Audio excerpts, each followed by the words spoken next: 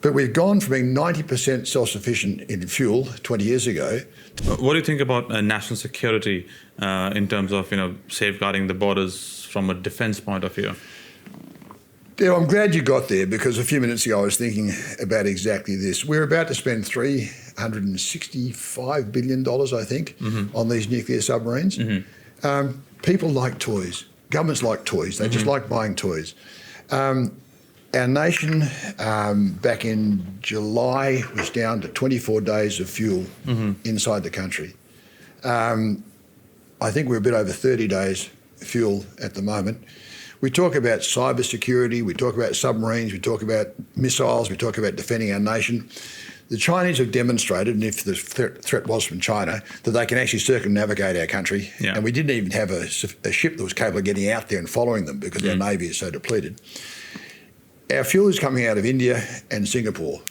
Now, if a tanker coming down from Singapore, if a submarine surfaced alongside that tanker and said, turn around or we'll sink you, what's going to happen? The owner of that ship doesn't want to lose it.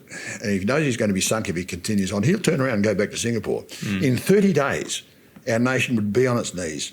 This is avgas, diesel and petrol. In 30 days, we would run out of whatever it takes to make our country work. I mean, you don't need to destroy our power systems. You don't need to have a massive cyber attack on our communication systems. If you turn the fuel off, you turn our country off. And first of all, we don't have any capacity at the moment to stop the Chinese from doing that. And even if we had those nuclear submarines that we've been promised, I don't know whether that would give us the capacity to do that.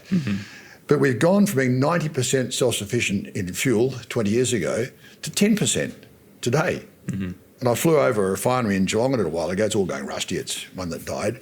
We've got 2 functioning refineries in Australia today, and they only exist because of subsidies being paid to them by the federal government. We have thrown our sovereignty down the drain by giving up our capacity to generate the fuel we need to run our country. And tyres are another one. We don't make any tyres in our country. So if the supply of tyres and fuel were interrupted to Australia, we'd be on our knees within a month. And yet we're not talking about it. We're not talking about we're prepared to defend the front door and the back door's wide open. And so when it comes down to sovereignty and defence of our sovereign existence, we don't have that.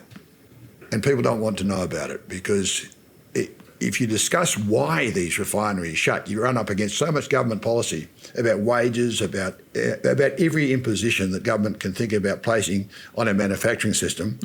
They didn't shut for any other reason than it got too damned expensive to run them here, in the same way that building houses and every other damn thing we do here has got so expensive. So you would sheet back the blame for the closure of these refineries to just government policy. And while I'm on that, how absurd is it that we supposedly have a free market here in the trade of almost everything that we trade, but not labour? Labour is a component in a manufacturing system.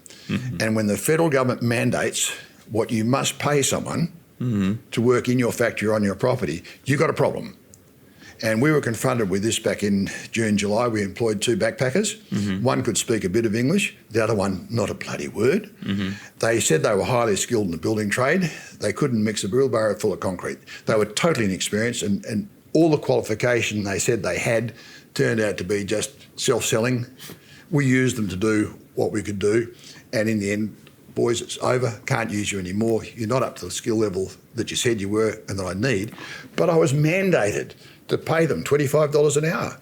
The government said, if you don't pay these totally inexperienced, completely green people that amount of money, then you'll pay workers' compensation insurance on top of that, then you'll pay superannuation on top of that.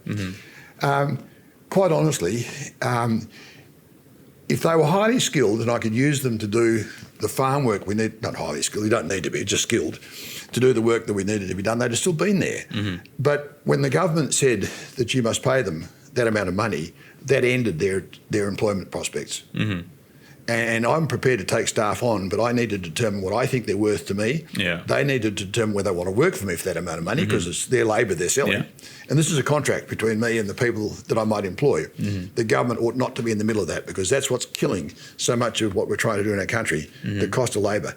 You know, it's absurd that government should intervene in that marketplace.